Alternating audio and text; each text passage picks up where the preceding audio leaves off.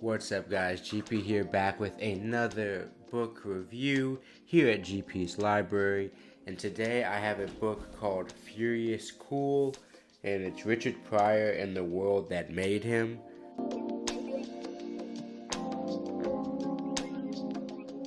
I read this a few years ago. November 19th, 2021 is when I finished it, and obviously I read the physical copy of the book. I'm going to give you the main takeaways. I'm going to explain who I think the book is for, and then I'm going to give you kind of like actionable steps that I feel like I've taken from this book. My cousin actually gave me this idea to kind of talk about how I kind of used lessons from books that I read in everyday life, so I'm going to include it in this video. Let's get started.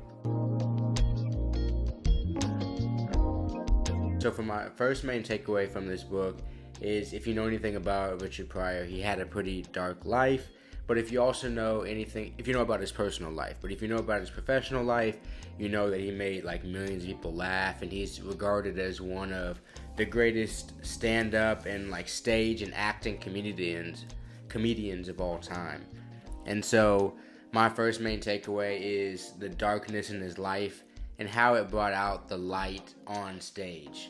And obviously that happens a lot with comedians. I feel like that's a pretty common thing, but he came from even more severe backgrounds than I even think most comics have, and it explains a lot of that background here. And I know he does have his own personal kind of like autobiography, which is pretty much him compiling his diary, trying to remember his life and stuff like that. But as David Henry and Joe Henry, who are the authors of this book, do point out, since he struggled with like drug abuse his entire life, even into writing his autobiography, you have to be a biographer to break down somebody like his life, because he can't give accurate recallings. Like, you have to ask other people, you have to compile information from other people, because of his abuse like throughout his life. They say it's really inaccurate. He's almost somebody you can't trust in his own history, because of like how messed up his brain would have been, how messed up his memory would have been, and even the lies that addiction can cause. I've watched Richard Pryor stand-ups. I'm a big fan of his stuff on stage, obviously of his influence, so in no way do I want this video to seem negative about him. But if you read this book, I will say it'll give you a view of Richard Pryor that it'll probably change it. And even if you're born and raised in his time, which I obviously wasn't in terms of like when he was in his prime, as in like my parents or my grandparents, it would still change your vision, because they didn't give the full picture of people in Hollywood back then. Like right now, Hollywood's doors, like pried open. Like obviously there's still stuff in Hollywood that happens that we don't know about, but because of cameras, because of 4K phones, because of all these things that make filming things really easy, a lot of their stuff has gotten out more now than it was in like the 70s and the 60s when Richard Pryor was coming up. And so with that being said, reading a book like this is kind of jarring. It really is, because as much as you appreciate his art, as much as you appreciate him as a comedian, as much as you appreciate his influence, the dark side of him is like, it's pretty much appalling. And if you read it in text, and you read it like chronologically, and you read it how his life turned out, it's tough to read. I'll say that. To be honest, it's pretty tough to read. And so my next takeaway from this is, it's interesting who the media in Hollywood make our heroes. And that I kind of prefaced that point with what I was saying before, because I feel like Richard Pryor, he deserves all the praise that he gets for being the amazing comedian he is. And it's interesting how the media what they decide to do with certain people. You know, how they decide to like destroy some people and don't destroy others for like the exact same things, based off of talent maybe, or based off of who likes who more, or based off of likability, maybe based off of some type of TV ratings, I'm not sure. But it's interesting, like regardless of race, regardless of even like gender or sex or whatever, it's interesting who the media chooses to cast as like the greatest of all time at something, and who they kind of decide is like a demon for all time. I hope that idea makes sense. I think I made it pretty clear, but it's just, that takeaway is just interesting, because some people's full stories like put on blast and their greatness is completely like thrown away, and some people's greatness is like shown so much that if you peel back even just a little bit, you're like, wait a second, wait a second, like, who are we praising?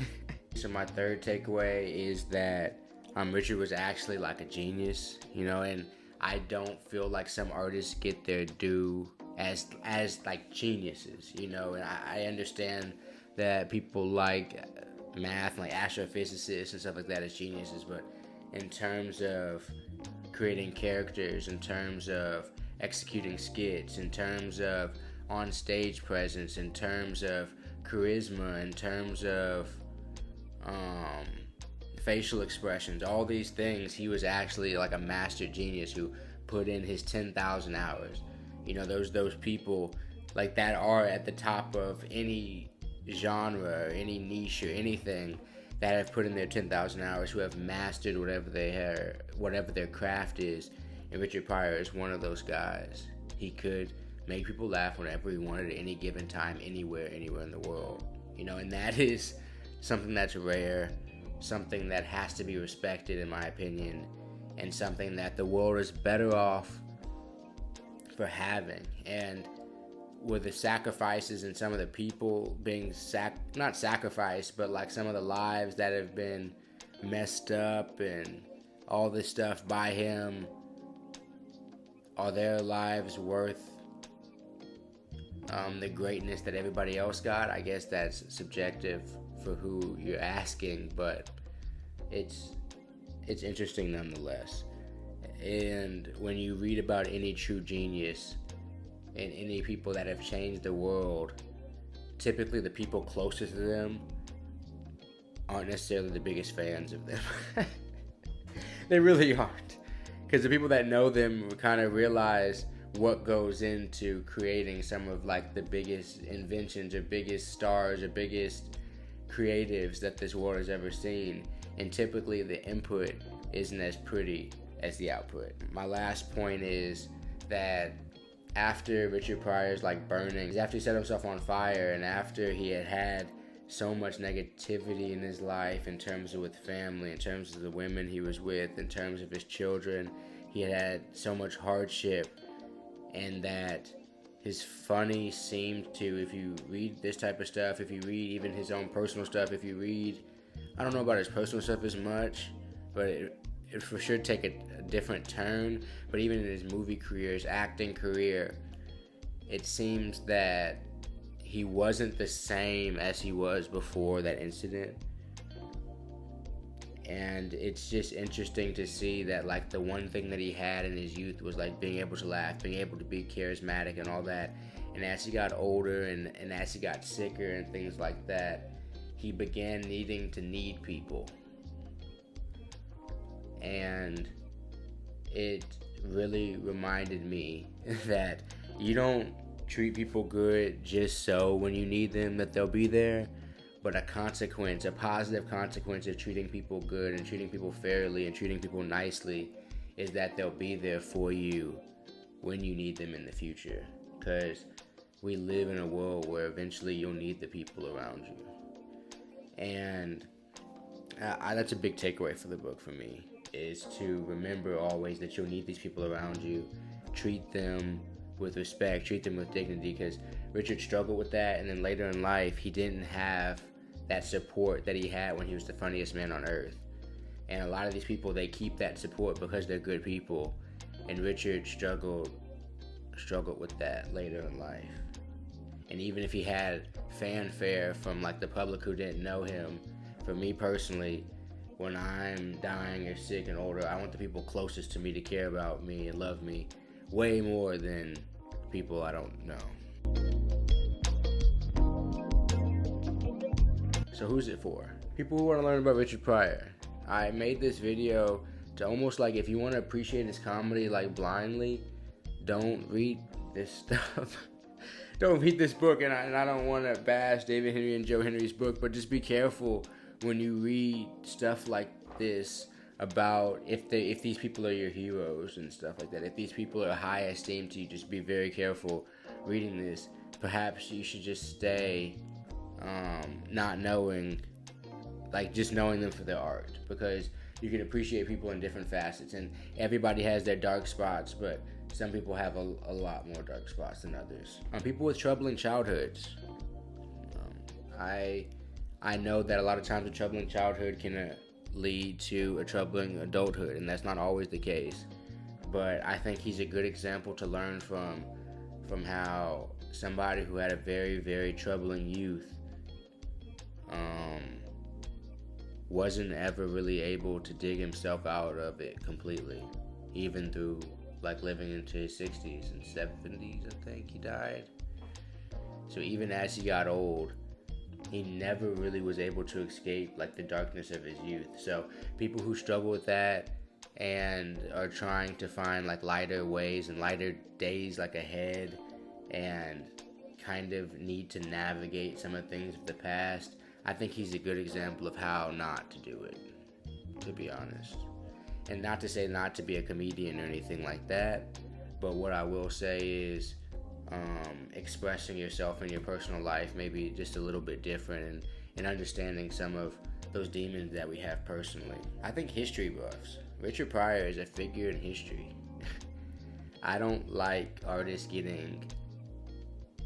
not getting their just due for being as big as historical influences they are. I think Richard Pryor is somebody who should be taught about in school. I think some of the darkness in his life is a reason why he's not, but at the same time, we learn about the founding fathers. We learn about all these people who were maniacal, that did one good thing in their life, two good things in their life. I think a man who completely changed comedy, the stand-up scene, black comedy, someone who completely which black comedy became the standard for all comedy everywhere. I think somebody, and the fact that America is like the birthplace of comedy and will probably always be like that, will always be the home of it, or even that central hub, because of the breadth and the bravery of freedom of speech that people like Richard Pryor will take on stage and say. It's an amazing feat. He was an amazing performer, and so somebody who just wants to understand the history of the arts here in the U.S. and the evolution of the spoken word, whether that be on stage, whether that be written or sketch comedy, so much of it goes through Richard Pryor, and he's an important step. And so, like, walking around, what I like to take away from this book is a point that I brought up earlier, that we all will need people, and so we need to treat the people closest to us as good as we can. Two, there are positive and negative ways really to express like pains of the past or things that you're dealing with in your life, and even if some things are negatively impacting you, you don't want your like shit to negatively impact all the people around you. And so I actively don't want like my shit to mess up and trip up the people around me and put that energy into other people's, that dark energy into other people's lives. And that I took that away from this book in terms of like walking away, like what do I want to be better at? And then also the danger of ego, I guess, like in our lives, like understanding that the ego. And a big thing though, in terms of Richard Pryor's genius, the last point I will make is there's a point in this book where he stops doing his first wave of comedy. He stops doing his first wave of comedy, and it was either 1 to 2 years. He moved up to Berkeley. He wasn't really performing. They said he was listening to Marvin Gaye like on repeat and just doing lines all day. Because that's just like that's like Richard Pryor's like lifestyle. But and he was young. He was figuring out his comedy, and he would sit in there, smoke cigarettes, listen to music, and I can imagine just kind of like fixate on what he was about to create, but his ideas in his head and his opinions weren't developed to the point to where he could go up there and confidently say what he was going to say. And then when it did, and he had that burst of time in his life to where he was completely inspired, or had enough chaos at least in his life to inspire great on-stage performance, that patience and that waiting and that time he had already spent working on his craft really paid off. So that patience and understanding, like, I want to fit in, or when to fit in, when my art will be needed, when my voice will be needed. I feel like Richard Pryor was tapped into that source. And then eventually, obviously, like everybody else, he got older and had struggles and all these other type of things. But when he was really like tapped in and like in line with what the people needed to hear, his message like transcended language even, you know. So I guess when your time comes, be prepared. I guess from all what I just said, when Richard Pryor's time came and he understood what his voice was, and he had taken the time to understand what his voice was in his own way, through alcohol and drugs primarily, in music, and speaking with like people like Paul Mooney and stuff, but evidently it was mostly a time of solitude. So just through listening to himself, studying himself, understanding what his personal voice was, he came out the other side, Richard Pryor that we know, and Richard Pryor that like changed the world. So like I said, if he's your hero, be careful reading a book like this, because he might not be your hero afterwards. But Furious Cool, Richard Pryor and the world that made him, he was definitely, like, at least in the public eye, like one of the coolest, freest dudes that has ever lived. The top quote was, "Richard Pryor was the most free black man of the 20th century. He was also a comic genius. The book gives a definitive reason why he was so free and so sublime." Dr. Cornel West. This was written by David Henry and Joe Henry. Guys, you might not think of it as such a dark book. Perhaps I did, just reading the information. It just seems, what I took from it is a guy who was struggling with a lot in his life, struggling a lot mentally, and his way of coping with it is by making the entire world laugh. Go pick up any book. If you've read this, give your opinion. I did not sit here and insult your hero. I love Richard Pryor. But we gotta be honest about the heroes in our society sometimes. Appreciate it, guys. See you guys next time.